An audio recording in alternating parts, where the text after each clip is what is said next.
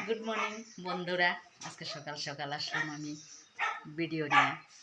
তো সকালে তোমরা কেমন আছো? আজকে কতদিন ধরে না একদম টাইম নাই, বিহুর লেগে একদম বিহুর মর্নিং আসলাম। কেন আসলাম জানো?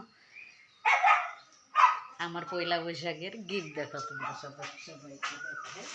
এই তো পয়লা বৈশাখের গিফট।